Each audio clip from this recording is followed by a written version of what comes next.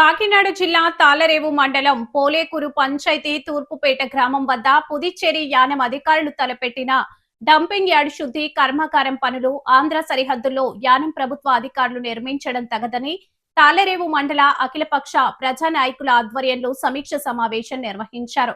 పుదుచ్చేరి అధికారులు ఆంధ్ర రెవెన్యూ యంత్రాంగం ప్రభుత్వ అధికారులతో కుమ్మక్కయి అంతరాష్ట్ర వివాదమైన సరిహద్దులు ధిక్కరణలో ఆంధ్ర ప్రాంతంలో నిర్మించడం, ఆక్రమణలకు గురైన ఆంధ్ర స్థలాలని పగలిపక్ష నాయకులు తెలియజేశారు. ఈ సమస్యని స్థానిక ఎమ్మెల్యే దాట్ల సుబ్బరాజు, ఎంపీ గంటి హరీష్ మాధురి దృష్టికి తీసుకెళ్లి పొడిచ్చేరి ప్రభుత్వ అధికారులు అవలంబిస్తున్న పనితీరుపై చట్టపరమైన చర్యలు తీసుకోవాలని తెలియజేస్తామని అఖిలపక్ష నాయకుల సంఘం తెలియజేసింది. బ్రిటిష్ కాలం నాటి సరిహద్దు పత్రాలను చూపుతూ నాయకులు, యానం అధికారులు సరిహద్దు దాటి ఆంధ్ర ప్రాంతంలో దళితులు, బడుగు బలహీన వర్గాల ఆరోగ్యాలను దెబ్బతీసే విధంగా ఇటువంటి ప్లాంట్లను నిర్మాణ పనులు చేపడుతున్నాయని అధికారులపై ధ్వజమెత్తిన మహిళలు అఖిలపక్ష సమావేశం ఏర్పాటు చేసినటువంటి ప్రసాద్ గారికి ప్రత్యేక అభినందనలు తెలియజేసుకుంటూ ఈ కార్యక్రమంలో పాల్గొన్న అఖిలకి గత 40-50 సంవత్సరాల నుంచి ఈ బార్డర్ విషయాలకు సంబంధించి వైరింగ్ జరుగుతున్న అధికారులు అనాలోచిత నిర్ణయం వల్ల మనం ఇబ్బంది పడుతున్నాం.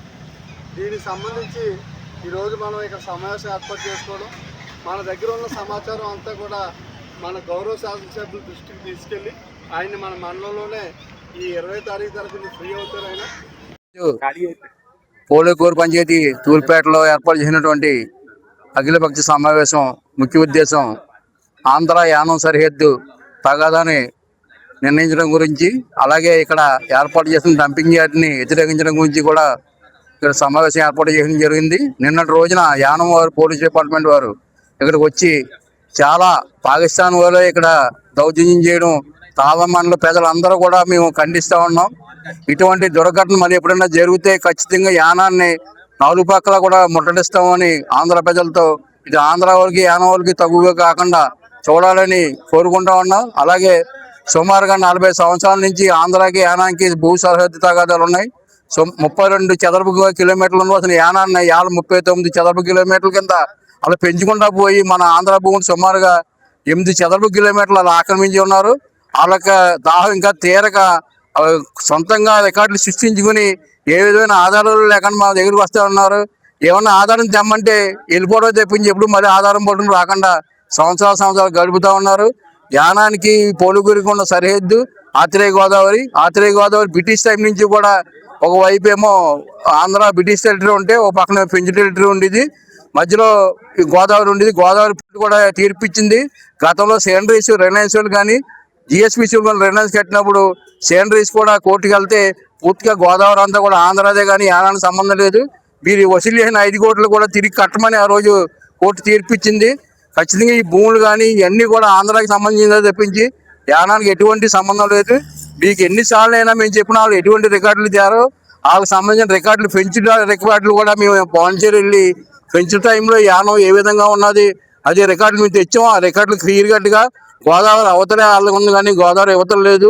ఇక్కడ మెట్టూరు పంచాయతీ పందులంక ఉంది. పందులంక 110 ఎకరాలు అయితే 130 ఎకరాలు ఉంది. ఆ 130 ఎకరాలు దాటి గోదావరి దాటి నేషనల్ బోర్డు ఉన్న గోదావరిని దాటి యువతవైపు కూడా వచ్చి అలా చేస్తూ ఉంటే మన ఆంధ్ర అధికారులు వాళ్ళకి సహకరిస్తూ ఉంటూ 2-3 సంవత్సరాలు ఉండి అధికారులు ఇక్కడ చిన్న సంతకం పెట్టి పోతుంటే ఇక్కడ ఉన్న రైతులందరూ కూడా సంవత్సరాలు ఇబ్బంది పడుతూ ఉన్నాం. ఈ సర్వే చేయాలంటే సెంట్రల్ సర్వే చేయాలి. సెంట్రల్ సర్వే టీము అలాగే ఇటు ఆంధ్ర గవర్నమెంట్తో అటు యానం గవర్నమెంట్ కూడా. ఈరోజు పోలేకూరు పంచాయతీలో మనం ఏదైతే గత నెలల నుంచి యానంకి మనకి ఉన్న సరిహద్దు వివాదం సంబంధించి అఖిలపక్ష సమావేశం ఏర్పాటు చేసుకోవడం జరిగింది. ఈ అఖిలపక్ష సమావేశంలో అందరూ కూడా మాట్లాడడం జరిగింది.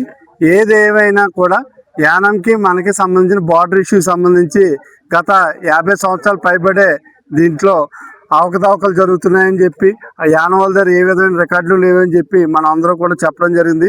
మన గౌరవ ప్రజాప్రతినిధి అయినటువంటి దాట్ల సుబ్బరాజు గారి సమక్షంలో ఈ నెల 25వ తారీఖున స్థానిక తహసీల్దార్ కార్యాలయంలో ఒక సమావేశం ఏర్పాటు చేసి దానికి సంబంధించి మన దగ్గర ఏవైతే రికార్డులు ఉన్నాయో మన దగ్గర ఆధారాలతో సహా ఆయనకు ఒకసారి ఈ ప్రతిపక్షంతో పాటు ఈ రోజు సమావేశంలో పాల్గొన్న అందరినీ కూడా అక్కడికి ప్రవేశపెట్టి మన యొక్క వాదన ఆయనకి వినిపిస్తాం. ఆయన సంబంధిత అధికారులందరినీ కూడా పిలిపించి వాళ్ళు ఏ అయితే నిర్ణయాలు తీసుకున్నా ఆ నిర్ణయాలు కూడా ఒకసారి మనకు చెప్తారు. మనం ఆ నిర్ణయాలకు ఏకీభవిస్తాం. వాళ్ళు చెప్పిన నిర్ణయాలు కరెక్ట్గా ఉంటే, లేని పక్షంలో తర్వాత కార్యాచరణ ఏం చేయాలన్నది అఖిల పక్షం ఆ రోజు నిర్ణయిస్తామని చెప్పి ఈ సందర్భంగా ఇక్కడ వచ్చిన ప్రజలందరికీ తెలియజేయడం జరిగింది. దానికి సంబంధించిన రికార్డులన్నీ కూడా మన సోదరుడు దూల్పు నాగేంద్ర ప్రసాద్ గారి దగ్గర కొన్ని రికార్డులు ఉన్నాయి. ఆయన కూడా గతం నుంచి అనేక పోరాటాలు చేస్తారు. ఎందుకంటే వాళ్ళు ఇక్కడ భూములు కొనుక్కున్నారు. ఆ భూముల్లో కూడా గతంలో యానా అధికారులు దౌర్జన్యంగా వచ్చినా కూడా వాళ్ళు పోరాటం చేసి వాళ్ళ భూములు వాళ్ళు కాపాడుకున్న సంఘటనలు కూడా ఉన్నాయి. కాబట్టి వాళ్ళ యొక్క సహాయ సహకారాలతో కూడా ముందుకెళ్తామని చెప్పి తెలియజేసుకున్నాం.